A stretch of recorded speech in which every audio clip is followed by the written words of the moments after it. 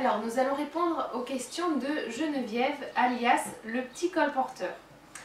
Comment faire tomber une programmation mentale?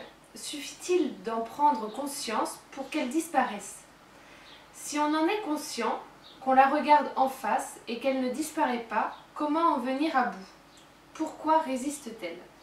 Alors, là encore, on se sert des lois. Hein.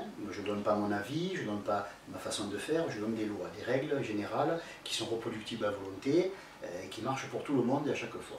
Bon, le propre d'un schéma, tout est double. Le propre d'un schéma, c'est d'avoir un contenu formel, c'est-à-dire une carapace spirituelle, ce qu'énonce le schéma, et après il a ce qu'on appelle la force de compulsion. Bon, il faut comprendre qu'un schéma ne serait rien, ne serait pas dangereux s'il n'y avait pas cette force de compulsion, s'il n'y avait pas ce pouvoir qui nous pousse à agir d'une manière ou d'une autre. Bon. Une fois qu'on comprend que la compulsion provient du fait qu'un schéma est inconscient, donc on comprend que son pouvoir, sa dangerosité, le fait qu'il soit difficile à en retirer, c'est parce qu'il est inconscient. On se sent poussé à faire une chose, mais on ne sait même pas ce qu'on fait. On sent juste la pulsion, hein, et c'est pour ça qu'on parle de compulsion avec pulsion, parce qu'on se sent poussé à agir d'une certaine façon, mais nous ne savons pas pourquoi. Donc si nous prenons conscience du pourquoi, autrement dit, si on transforme quelque chose d'inconscient, qu'on le fait devenir conscient, la compulsion cesse immédiatement. Mais ça ne veut pas dire qu'on est guéri, ça ne veut pas dire que le schéma cesse. Ça veut dire que nous avons toujours le schéma, mais il est moins dangereux du fait qu'il n'y a plus cette force terrible de compulsion. Ce qu'on fait tomber par la prise de conscience, c'est le pouvoir de compulsion, mais pas le schéma. Exemple concret, chaque fois que je vais voir une belle femme, je vais bredouiller, je vais me comporter d'une manière ridicule, et quand la femme sera partie, je dis mais pourquoi j'ai fait ça, je me suis rendu ridicule. Et chaque fois je sens en fait, je ne sais pas, je sens que j'ai été ridicule, mais je ne sais pas pourquoi, et je ne sais même pas ce que j'ai fait, ni pourquoi je l'ai fait. Mais il y a une force de compulsion qui me pousse à agir d'une certaine façon, qui elle est inconsciente. On va dire qu'un jour quelqu'un me dit un mot, ça me fait tilt, et je dis bon sang, mais pour ça que je réagis comme ça, voilà la raison. Et là, la compulsion tombe. C'est-à-dire que la fois d'après, je vais avoir le réflexe de réagir de la même façon, mais je ne me sentirai plus poussé, je peux reprendre le contrôle, et je peux dire, oh là, maintenant je sais pourquoi j'agis. Et du coup, je vais sentir qu'il n'y a plus de compulsion. Et comme il n'y a plus de compulsion, j'ai un petit effort mental à faire pour perdre l'habitude. C'est comme fumer, on fume. Mais pourquoi on fume? Parce qu'on a un désir irrépressible. Imaginez que le désir irrépressible cesse. Qu'est-ce qui reste? Ben, l'habitude de la cigarette, le mouvement, etc. Mais c'est moins difficile une fois qu'on n'a plus la compulsion, le besoin absolu de la nicotine, de la cigarette, etc. Voilà. C'est ça qu'il faut arriver à comprendre, c'est que du fait de rendre conscient un schéma qui était préalablement inconscient, on n'enlève que la compulsion. Mais après, il faut faire l'effort mental de compréhension et de dire, voilà, je me suis vu faire une deuxième, une troisième fois. Bon, ben là, franchement, je ne sentais pas une grande force me pousser. Si j'avais voulu, j'aurais pu faire un effort. Ce qui fait que, allez, on va dire qu'un vieux schéma très compulsif, en 2-3 semaines, on s'en débarrasse facilement, à condition de prendre conscience du schéma. Et c'est là où il y a l'intérêt d'un pédagogue, d'un thérapeute ou d'un enseignant quelconque. Si la personne nous aide ou nous révèle carrément, parce que c'est permis, et qu'il restera quand même l'effort à faire, si la personne nous révèle ou nous aide à trouver la raison mentale, la cause du schéma, à ce moment-là, la compulsion s'arrête et on peut travailler correctement. Mais la manière dont s'y prennent des fois les psychiatres, le problème c'est qu'on fait parler la personne, le psychiatre voit bien la force de compulsion, il voit peut-être aussi pourquoi il y a cette force et quel est le message qui est contenu dans le schéma, mais ce qu'il ne voit pas et qu'il ne comprend pas, c'est qu'il laisse faire à son patient deux boulots. Il devrait en faire la moitié. Il devrait lui dire, voilà l'énoncé du schéma, vous faites ça parce que ceci, cela, l'origine de votre enfance, votre mère, votre père, blablabla. Et là, la personne va avoir une révélation, une mini-illumination, et la force de compulsion va cesser. C'est ce qu'on fait en psy-éso, pour expliquer la différence, la psy-éso par rapport à la psy académique ou la psychologie des écoles, c'est que nous expliquons aux gens quel est le schéma. On lui dit, voilà d'où ça vient. La personne a une grosse révélation, la compulsion tombe, et elle peut faire l'effort, à ce moment-là, de changer, parce qu'elle ne lutte plus contre la force vitale qui l'a poussée à agir, mais elle lutte simplement sur le côté, l'aspect mental, l'habitude, le fait que ça l'a sécurisé. Donc elle arrive à travailler dessus, et en 2-3 semaines, elle se débarrasse du schéma. Voilà. Alors, seconde question concernant l'empoisonnement mental. Je zappe depuis longtemps les infos car trop d'infos nuit gravement à la santé. Et comme cela fait partie de mon milieu professionnel, je suis en première ligne dès qu'il y a un buzz. Comment arriver à rester neutre et à se protéger malgré tout? Comment peut-on se positionner dans des discussions qui ne manquent pas d'arriver entre collègues sur des sujets chauds sans passer pour insensible? J'ai été désarçonnée dans un sujet de conversation sur la mort d'un homme poignardé par 2 autres hommes en état d'ébriété avancée, alors qu'il leur avait demandé de faire moins de bruit pour que ses 3 enfants puissent dormir.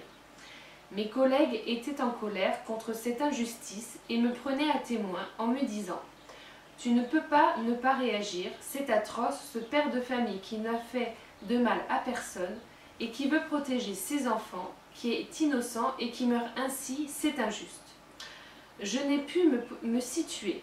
S'agit-il là aussi d'un empoisonnement mental? Alors, carrément non. Avant de parler d'astuces, j'aimerais dire une chose donc à cette personne. C'est qui déjà? Geneviève. Geneviève. Bon, donc Geneviève, déjà, il y a une chose qui est nette, qui apparaît, qui saute aux yeux, c'est que tu vis mal ton niveau d'évolution. Je m'explique.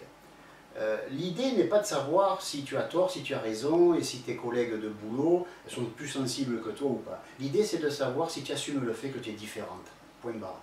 Voilà. C'est ça le problème. Tu n'assumes pas cette différence. Tu essayes de la justifier et bien sûr tu tombes sur des gens qui pour t'aider à arrêter vont t'en mettre plein la gueule et vont te dire « Oh là là, mais tu es insensible, tu es ceci, tu es cela ». Avant toute chose, bon déjà tes collègues de boulot sont bêtes, excuse-moi, hein, bon voilà, ce sont des imbéciles. Ce sont des gens qui eux aussi vivent mal leur émotivité parce qu'ils sont des émotifs. Et quand on est émotif, on ne fait pas ce genre de boulot, je suis désolé. Voilà. Autant être aussi un chirurgien qui boit, ou pourquoi pas un chirurgien qui se met à pleurer s'il connaît la personne qu'il est en train d'opérer. Bon, à un moment donné, il faut arrêter. Il y a des choses qui sont simples dans la vie, il ne faut pas compliquer là où c'est simple. Donc, moi, ce que je te conseillerais déjà dans un premier temps, avant de parler d'astuces, de comment faire ceci ou cela, s'il te plaît, assume ce que tu es, et dans le sens de jouissant, parce que c'est bien, ça veut dire simplement que tes collègues de boulot sont au niveau du plan astral, et toi tu es sur le plan mental, en termes d'évolution et de prise de conscience. Or le plan mental, qui nous permet d'être un peu plus froid et aéré, non pas froid dans le sens de rien sentir et d'être insensible, mais froid dans le sens d'avoir l'esprit froid, c'est-à-dire l'esprit clair, hein, de ne pas se laisser impressionner par des émotions. Eux, ils se font bouffer par des émotions, et toi non. Bon, voilà, c'est la seule différence qu'il y a. On va fermer la fenêtre parce qu'il y a le cirque, c'est le cas de le dire, c'est un véritable cirque. Voilà, donc la première chose qu'il faut faire, c'est assumer ce que tu es. Tu es quelqu'un qui est raisonnable, tu es quelqu'un qui ne va pas se mettre à trembler, à pleurer à la moindre occasion, donc tu es une personne qui est maître d'elle. Donc tu as des collègues là de boulot qui sont loin d'être des collègues, ils ne sont sûrement pas des amis en tout cas, qui essayent de te culpabiliser. Pourquoi? Parce que tu as plus de maîtrise émotionnelle qu'eux, alors que tu es une femme. Donc en fait, ce qu'ils vivent mal, c'est qu'ils réagissent comme une fifille. Un mec, il n'a pas à se mettre à trembler dès qu'il y a la moindre émotion, sinon c'est plus un mec. Donc s'ils n'arrivent pas à l'assumer, c'est leur problème, c'est pas le tien. Donc tu les laisses s'échauffer, tu les laisses pleurnicher, et toi tu gardes ta maîtrise mentale. Donc ça c'est la première chose qui ressort de suite. Hein. Voilà. En psy-éso, je parle, hein, je ne vais pas faire de la psychologie académique parce qu'on ne risque pas de te parler comme ça. Mais en psy-éso, on se permet de dire les choses comme elles le sont, on appelle un chat un chat. Donc c'est toi qui es maître de toi, eux ils ne le sont pas. Donc ils n'ont pas à te faire la morale. C'est pas parce que tu ne réagis pas d'une manière émotive que tu ne ressens rien. Hein. Tu présentes des infos, tu dois être sobre, tu ne dois pas te mettre à pleurer, tu ne dois pas te mettre à hurler que c'est un scandale, sinon c'est plus des infos, tu commences à donner ton avis et tu fausses l'information. L'information doit être sobre. Elle doit être rationnelle, elle doit être concrète. Si quelqu'un doit pleurer, ben c'est ceux qui t'écoutent. Mais ce n'est pas toi, à la télé ou à la radio, je ne sais pas exactement où tu travailles, donc peu importe. Ce que je veux dire, c'est que tu as une petite avance sur le commun des mortels, tu arrives à garder l'esprit froid, et c'est très bien. Alors à ce moment-là, ne va pas régresser en écoutant les uns et les autres. Hein, voilà, ça c'est la première chose. Ensuite, une fois que tu as compris que tu te poses une fausse question, donc tu ne risques pas de trouver la réponse, hein, parce que cette question ne devrait pas exister, donc la réponse n'existe pas. Donc tu ne pourras jamais la trouver. Tu verras que si tu assumes ce que tu es, et si tu comprends que tu as un niveau de maîtrise supérieur à la moyenne, à ce moment-là, tu vas beaucoup mieux vivre tout ce que tu vivras, et tu vas beaucoup mieux vivre surtout la connerie des autres, pour parler français. Voilà. Si les autres veulent s'émouvoir, qu'ils s'émeuvent. De toute façon, on a une époque où on fait passer les gens qui pleurnichent à tout bout de champ pour des gens sensibles et évolués. Or, encore une fois, si le divin a mis le plan mental au-dessus du plan astral, c'est pas pour des prunes. Si on doit devenir tous émotifs, autant retomber à l'époque de l'Atlantide, où tous les gens se sont entre-dévorés, entre-déchirés, et on a vu ce que ça a donné. Hein. Voilà. Donc si on doit revenir là, ça va être une régression. On est à une époque où nous allons vers le mental et même vers le supramental. Donc on quitte le plan astral et surtout les bas niveaux. Parce qu'à ce moment-là, on va aussi dire que les gens qui se déchirent entre eux, qui se mordent, qui sont des vrais loups entre eux, alors ils sont évolués parce qu'ils sont sensibles, parce qu'ils ont du cœur. Ça, c'est de la bêtise. De toute façon, le cœur, ça veut rien dire. Parce que le plan mental, le niveau du plan mental, c'est ici. Hein, c'est pas là-dedans. Le plan mental est ici. Le plan mental inférieur est au niveau de l'abdomen, autrement dit du plexus solaire. Donc ce sont des gens qui sont localisés au niveau du plexus solaire, autrement dit qui ont des soies qui n'ont pas évolué depuis l'Atlantide. 12 000 ans de retard, excusez du peu. Et là on vient te voir à toi, qui est dans cette dynamique arienne, rien à voir avec les Allemands, mais arienne, c'est-à-dire dans le sens de niveau d'évolution, de vague d'évolution, des gens qui sont venus pour former le mental, pour être des précurseurs, pour penser et réfléchir avant de s'émouvoir. Bon, ben, ces gens-là sont un petit peu en avance. Bon, tant pis si ça vexe les autres, au lieu de se vexer, au lieu d'en vouloir et de vouloir ramener les autres en les faisant baisser, il ferait mieux de s'élever vers ceux qui sont déjà un petit peu en avance. Bon, maintenant, de ton côté, c'est pas la peine non plus de pérorer et de t'en faire une gloriole. Je dis pas que c'est ce que tu ferais, je dis que ça pourrait être éventuellement un danger, un risque. Voilà. Donc tu es un petit peu en avance, garde cette avance, réjouis-toi-en et laisse les gens penser et dire ce qu'ils veulent. Toi, tu es une journaliste ou je sais plus, voilà, tu énonces des faits, tu énonces l'actualité, etc. Et tu fais ton travail très bien. Alors ne laisse personne remettre en cause ton travail. Voilà, c'est tout ce que j'ai à te dire. Merci Geneviève pour tes questions, n'hésite pas à nous en poser d'autres. À bientôt.